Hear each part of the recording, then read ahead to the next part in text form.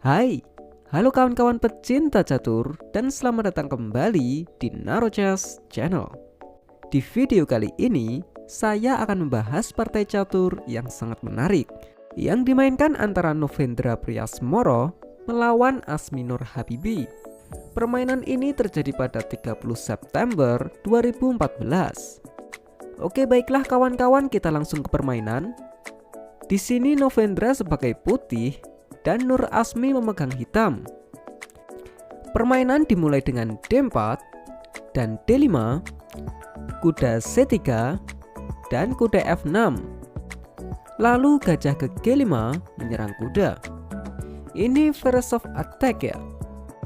Oke, dibalas pion E6 untuk menempatkan gajah ke E7. Novendra memainkan pion E4 dan permainan berubah menjadi French defense burn variasi. Nur Asmi memakan pion kali E4 dan dimakan kembali dengan kuda. Melanjutkan ide sebelumnya, gajah ke E7 melepas pin pada kuda. Langsung saja Novendra gajah kali kuda dimakan kembali oleh gajah.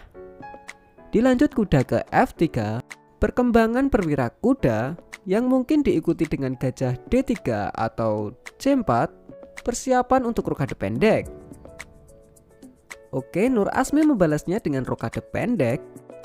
Dilanjut pion ke C3, membuat pion lebih kuat dan mengontrol petak B4. Dijawab pion B6 untuk menempatkan gajah ke B7. Gajah ke D3, persiapan untuk rokade pendek sekaligus melindungi kuda.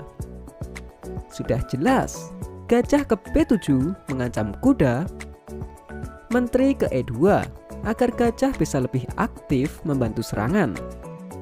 Lalu kuda ke D7 menambah perlindungan gajah. Dilanjut Novendra memilih rokade panjang. Ya, kini kedua pemain mempunyai sisi raja yang berbeda. Tentu tensi permainan akan semakin meningkat. Oke, lanjut gajah mundur ke E7. Dibalas pion ke H4. Ya, H4 G4 H5 ini salah satu langkah yang cukup banyak dipakai untuk mendobrak pertahanan hitam. Nur Asmi kuda ke F6. Kuda di sini selain menjaga petak G4 dan H5, juga pion H7 yang menjadi kelemahan hitam. Jadi menurut saya memakan kuda juga tidak ada salahnya. Di sini Novendra memilih melangkahkan kuda ke G5, menekan pion H7 dua kali. Lanjut menteri ke D6. Ya, tentu saja kuda ke E5, posisi yang sangat strategis untuk sebuah kuda. Dibalas pion ke H6 menyerang kuda. Dengan santainya Novendra memainkan menteri ke C2, menyerang petak H7 sekaligus mengorbankan kudanya. Nur Asmi menerima pengorbanan dan memakan kuda dengan pion. Wow, dia benar-benar cukup berani. Kenapa? Karena setelah Novendra memakan pionnya kembali, lahirlah sebuah penyerang baru. Ya, benteng H ini terlihat sangat senang dengan file terbukanya. Ditambah lagi benteng ini sudah terhubung dengan kawannya di file D. Dan tidak cukup sampai di situ, pion G ini menyerang kuda yang menjadi satu-satunya pertahanan hitam. Oke, coba kita analisis saja ya. Kuda di sini sedang diancam pion. Jika ingin selamat, dia mempunyai 3 petak, E8, D7, dan D5. Sayangnya ketiga petak tersebut hanya menyelamatkan kuda, bukan raja dan permainannya.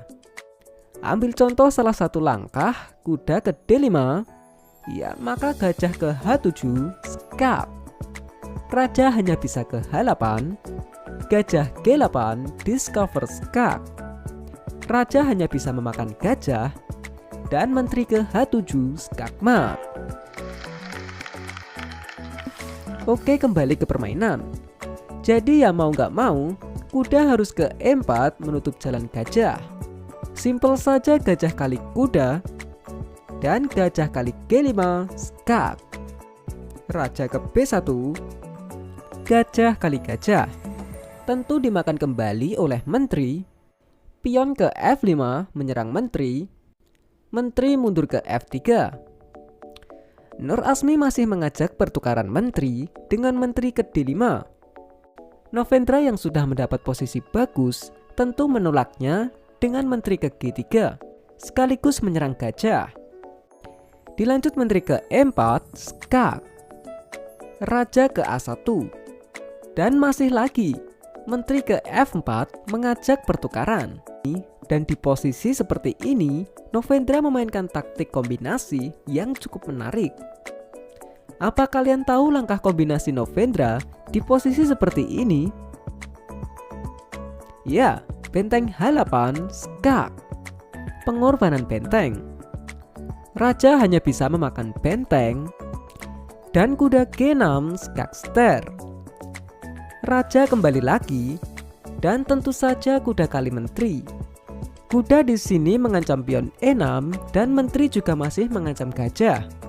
Jadi ya setelah gajah memakan kuda, dimakan kembali oleh menteri sekaligus mengancam pion C7. Dijawab benteng ke C8 melindungi pion. Lalu menteri ke E5 dan di sini Asmi Nur Habibi menyerah. Ya, apabila permainan dilanjutkan, sudah tidak ada lagi kesempatan untuk hitam. Misal benteng ke E8 melindungi pion, maka pion D5, pion kali D5, menteri kali D5, skak.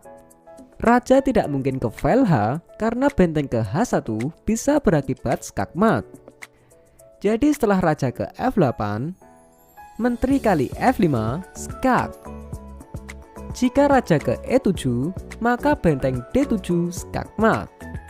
Jadi raja kembali lagi. Menteri D5, skak. Raja F8 dan benteng ke H1. Ya, misal raja ke E7, maka benteng ke E1 tentu benteng akan hilang. Atau bahkan benteng ke H4 bisa berakibat skakmat juga. Jadi gerakan yang masuk akal adalah benteng ke D8 mengancam menteri. Tetap saja benteng ke H8, skak.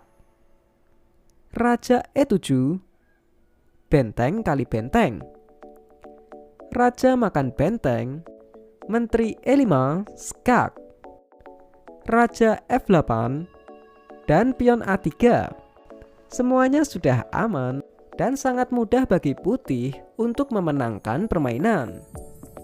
Ya, permainan dimenangkan oleh Novendra Priasmoro dengan taktik kombinasi yang sangat menarik. Oke lah kawan-kawan, sekian dulu video kali ini. Jika kalian suka video-video catur seperti ini, silahkan klik like dan juga subscribe channel Narojas ini agar saya bisa lebih bersemangat lagi dalam membuat video-video catur selanjutnya. Dan adanya salah kata saya mohon maaf. Salam chess lovers, terima kasih.